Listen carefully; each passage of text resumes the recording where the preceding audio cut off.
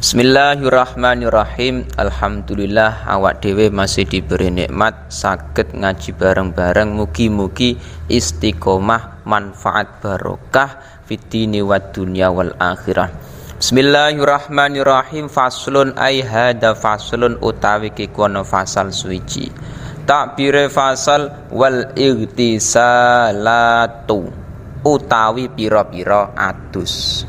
Sifate adus al-masnunatu kang den sunahake iku sab'ata asyara iku 17 guslan apane aduse. Jadi lafat sab'ata asyara iku mabni fathah bilangan 17. Nah, jadi kita sudah masuk pada mandi-mandi yang disunahkan. Jadi mandi ki macam-macam, ada mandi wajib.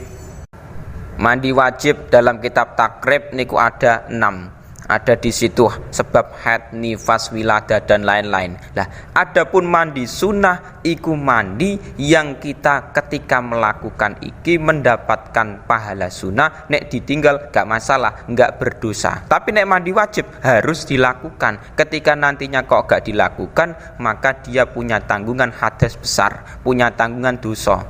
Nah, wal iktisalatu al-masnata al-masnunatu sab'ata asyarah guslan. Mandi yang disunahkan menurut kitab takrib ada 17 mandi.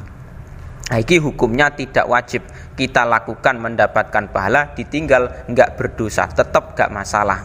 Nah, tapi kalau bisa kita iki mau berusaha melakukan mandi-mandi sunnah iki mau. Sing pertama rupane itu 17 guslul jum'ati, rupane adus Jumat. Jadi dalam mandi Jumat iki hukumnya sunnah menurut mazhab Syafi'i. Jadi mazhab Syafi'i iki mengatakan mandi Jumat iki sunnah. Tapi nantinya ada ulama-ulama selain Syafi'i yang mengatakan mandi Jumat iki hukumnya wajib.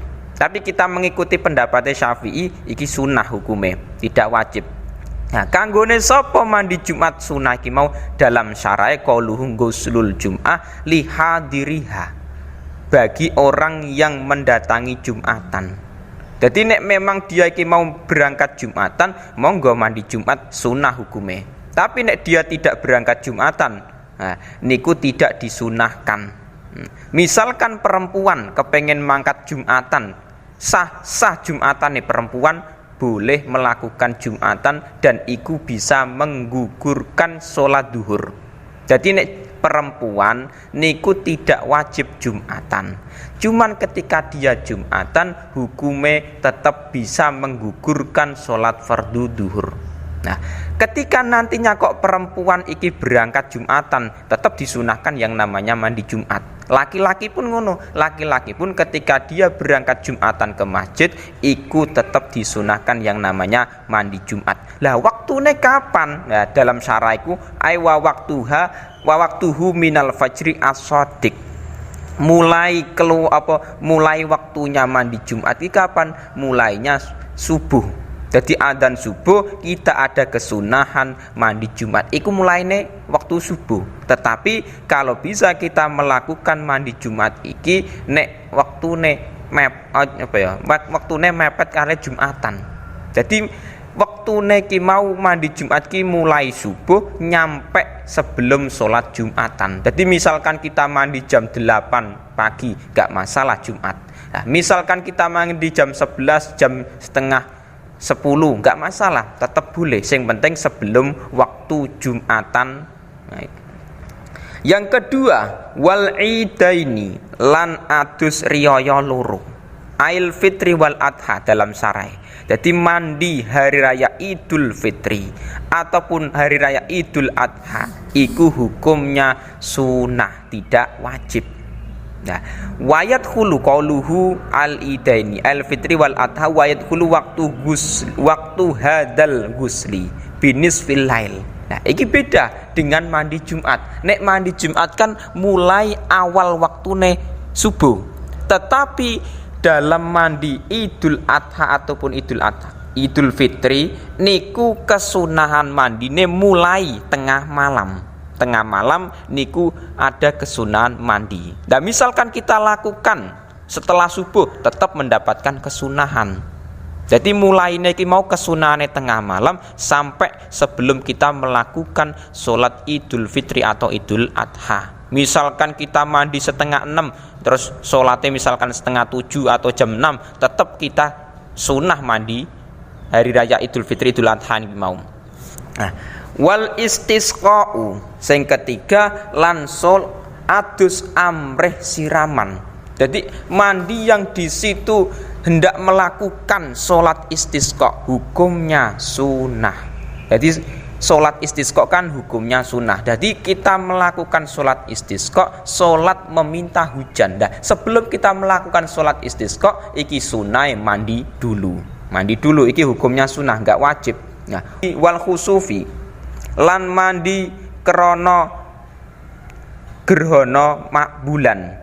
Wal kusufilan mandi krana gerhana matahari. Jadi mandi hendak melakukan sholat gerhana matahari ataupun bulan iki sama-sama sunnah. Jadi kan ngeten, ketika terjadi gerhana bulan atau gerhana matahari, iku kan kita ada kesunahan sholat khusuf ataupun kusuf. Gerhana matahari ataupun bulan iki ada kesunahan sholat. Nah, juga ada kesunahan yang namanya mandi.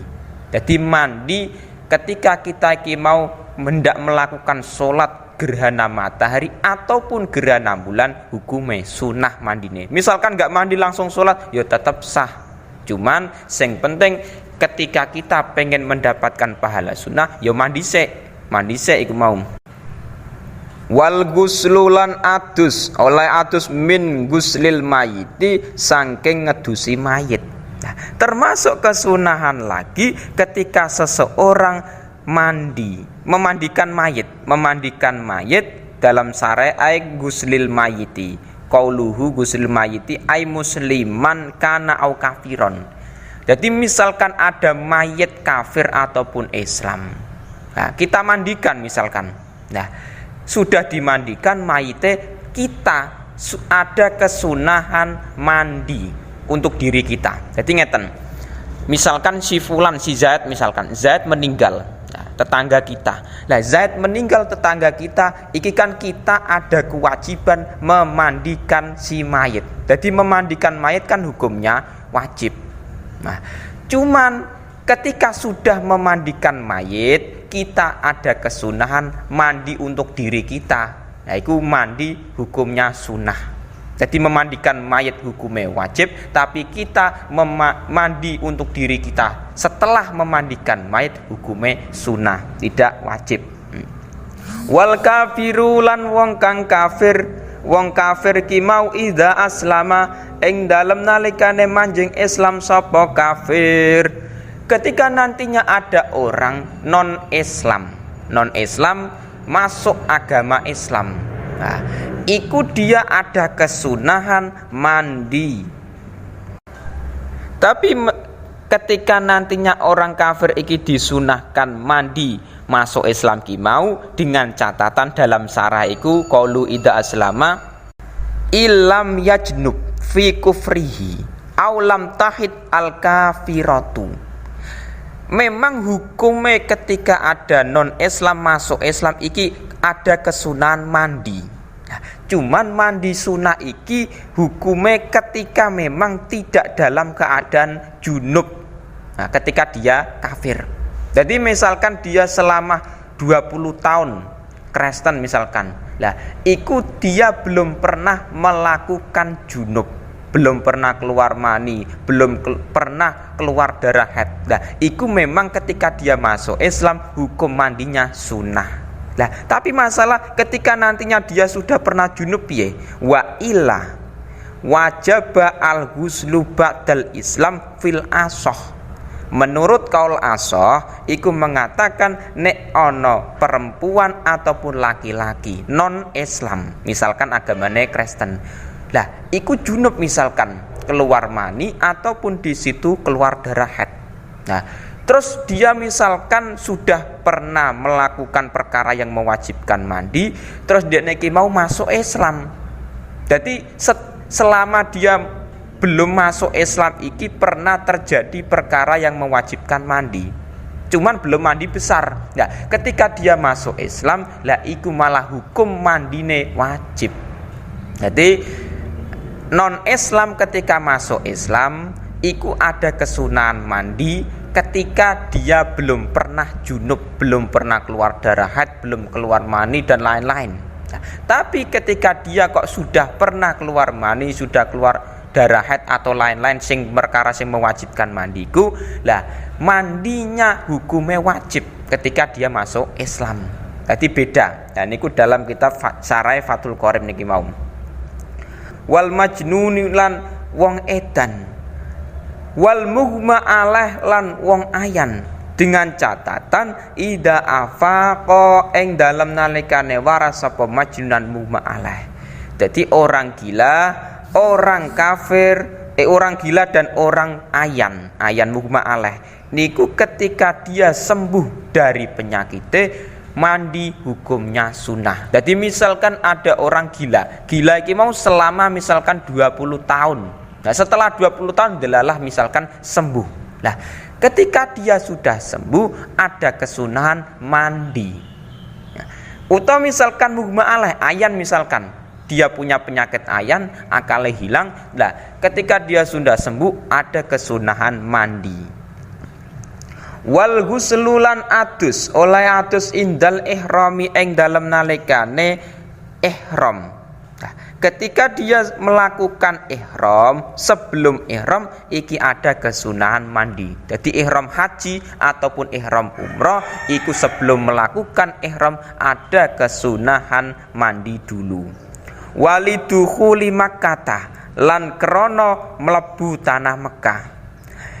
Termasuk kesunahan lagi ketika seseorang iki masuk kota Mekah, iku memang ada kesunahan mandi dulu. Jadi sebelum masuk kota Mekah iku ada kesunahan mandi dulu. Walil wukufilan krana wukuf, oleh wukuf bi Arafah ing dalam tanah Arafah. Wukuf juga demikian, ketika memang di situ seseorang ki wukuf haji, iku ada kesunahan mandi. Nah, wukufnya di Arafah iki ada kesunahan mandi dulu. Nah, mandi yang di situ karena wukuf di Arafah. Kapan niku? Qauluhu walil wukuf bi Arafah fi tasi'idil hijjah. Tanggal 9 bulan Dzulhijjah. Jadi 9 Dzulhijjah iku seseorang misalkan wukuf. Nah, terus di Arafah iku dia ada kesunahan mandi dulu. Sunah hukumnya mandi, tidak wajib. Walil mabitilan krana nginep oleh nginep di Muzdalifah ing dalam Muzdalifah. Termasuk sunah lagi ketika dia iki mau bermalam di Muzdalifah. Muzdalifah iki nama sebuah tempat. Nah, Muzdalifah, bermalam di Muzdalifah iki ada kesunahan mandi. Waliromil jimarilan krana balang pira-pira jumrah asalasi kang telu. Termasuk kesunahan lagi ketika seseorang iki melempar jumroh 3 iki mau. Lah iki ada kesunahan, bu jumroh akobah terus dan lain-lain. Iku ada kesunahan mandi dulu. Hukumnya tidak wajib. Wali tawafilan krono tawaf. Tawaf juga sama. Tawaf iki perkara penting dalam haji, dalam umroh juga. Nah, mulane sebelum melakukan tawaf iki disunahkan yang namanya mandi dulu. Tidak wajib, nek tawafe wajib dalam haji, dalam umroh. Jadi tawaf iki hukumnya rukun dalam haji, dalam umroh. Cuman sebelum kita melakukan tawaf iki ada kesunahan yang namanya mandi. Nah, memang dalam kitab iki, kitab takrib, kesunahan mandi cuman ada 17. Tapi dalam kitab-kitab lain masih banyak kesunahannya mandi. Salah satunya diantaranya mandi ketika hendak ngaji misalkan. Jadi sebelum ngaji iki ada kesunahan mandi. Atau misalkan ameh jamaah iki disunahkan mandi. Mulane perlu perbandingan banyak kitab.